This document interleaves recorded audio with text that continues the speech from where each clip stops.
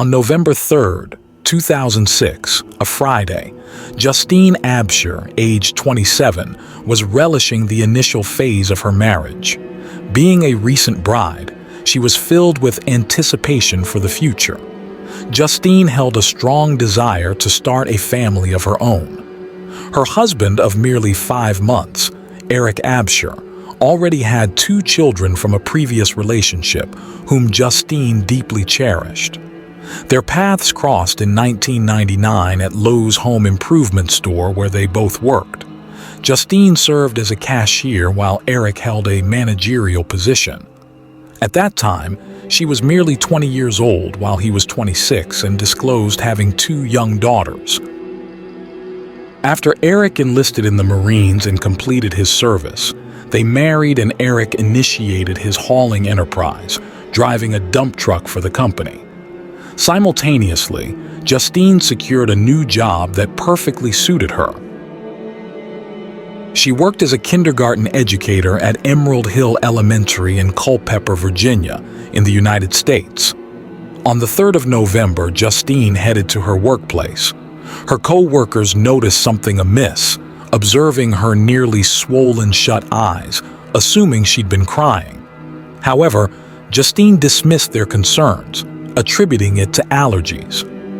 Later that day, during her UVA master's degree class, some colleagues encountered Justine once more. She arrived 30 minutes behind schedule, sporting sunglasses indoors. As the class concluded at 7 p.m., Justine promptly departed. Little did her co-workers know, it marked the final instance they'd ever lay eyes on her. At 1:57 a.m., an emergency call to 911 reported a hit-and-run incident. Law enforcement arrived at Taylorsville Road in Barbersville, Virginia, discovering Eric in a state of hysteria, cradling his wife, Justine, who was unresponsive. Justine had succumbed to fatal injuries, seemingly resulting from a collision with a motor vehicle.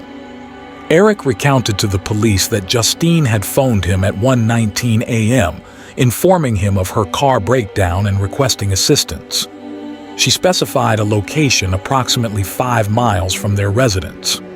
Eric swiftly rode his motorcycle to her indicated spot, only to discover her lying injured on the road upon arrival. Eric told police he sat with her and covered her with his jacket. He said that he then went to try to find help. Eric went to several houses close to the road. One of the owners of one house he knocked at called 911. That call was placed at 1:57 a.m. Eric told police he had his cell phone in his pocket, but he did not realize that until later on. While on paper at first, the scene appeared like a hit-and-run case. That view changed very quickly. Police did not find any broken glass, skid marks, or tire marks on the road. There was no debris and no blood on Justine or her clothes despite the multiple injuries to her body. They believed, based on the physical evidence, that Justine was not simply standing on the road and hit by a car, but rather someone had caused her death. Justine shared a strong bond with her parents, Heidi and Stephen Swartz, and her sister, Lauren Swartz. The news of Justine's passing, relayed by Eric's brother, left them shattered. Their initial shock and devastation soon gave way to bewilderment. Knowing Justine intimately, her family found it perplexing as she harbored a fear of the dark, often described as someone apprehensive even of her own shadow. It seemed inexplicable to them that she would opt to drive alone at night. However, it was only a couple of days post-Justine's memorial service when pieces began to align. Heidi entered a restaurant and found herself overwhelmed with emotion, breaking down.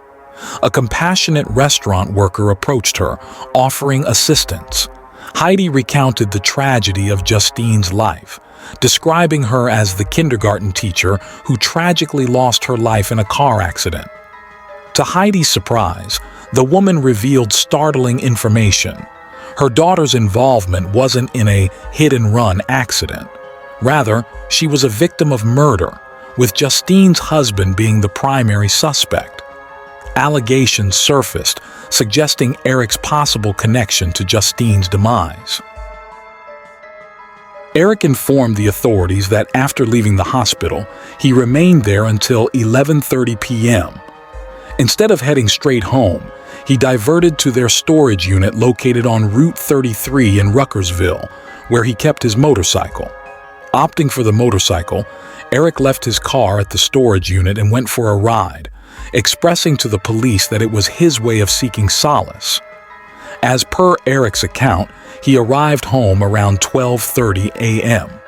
At that time, Justine was awake and eager to converse. Eric recounted an argument that ensued because Justine wished to discuss his mother's health, which Eric was unwilling to address. He conveyed to Justine his need for solitude, and Eric recalled Justine responding, "Well, maybe I need to be alone too." Eric's version of events did not sit well with police, and coupled with the crime scene and the injuries to Justine's body, they began a thorough investigation of her cause of death and the circumstances surrounding same. It would take 4 years, but police finally had enough to officially charge Eric. He was charged with the first-degree murder of his wife. The prosecution argued that Eric's motive for murdering his wife stemmed from his intent to end their marriage and financial motivations. Throughout the trial, the court was presented with details revealing Justine's behavioral shifts in the months before that fateful November night. She withdrew from social interactions, neglected to return calls, and even declined a bouquet of flowers sent by a friend as a housewarming gesture, citing Eric's disapproval. "Eric does not want me to accept gifts from you." Their contention centered on the belief that Justine met her demise elsewhere and was later transported to the location where she was discovered, all orchestrated by Eric to fabricate a hit-and-run scenario. Their argument posited that this act was a means for Eric to claim $1.5 million from an insurance payout. Dr. Todd Lukasiewicz, the individual who performed Justine's autopsy, presented testimony stating that his examination outcomes aligned with manual strangulation. He noted significant bruising in the neck muscles and observed hemorrhages in her eye and lip. Furthermore, Dr. Lukasiewicz revealed a catalog of severe internal injuries suffered by Justine, encompassing lacerations and bruises in her lungs, fractured ribs, a severely damaged pelvis, and injuries to her spleen and liver. Some wounds showed no signs of bleeding, indicating that they occurred after Justine's demise. He also highlighted a substantially lower amount of blood pooled in her chest and abdominal areas than what would typically be expected. The second medical examiner mentioned that an average female body typically contains around 5 liters of blood. However, less than 1 liter of blood was recovered from Justine's body. This inconsistency raised doubts regarding the absence of blood at the scene, leading the prosecution to argue that her death likely occurred elsewhere. Steve Swartz, Justine's father, provided testimony indicating that his daughter held the credit responsibilities within the couple, and at the time of her passing, they carried a debt of $85,000. The insurance claims adjusters also gave testimony regarding various policies wherein Eric was designated as the beneficiary.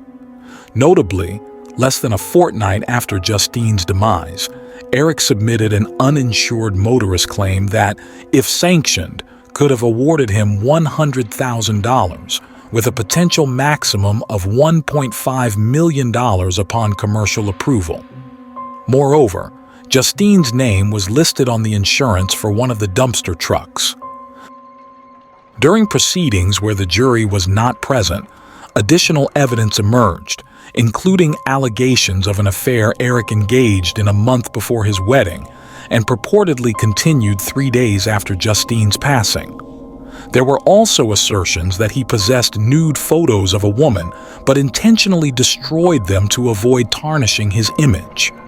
The prosecution's argument centered on Eric's cell phone records, which reportedly contradicted his alibi.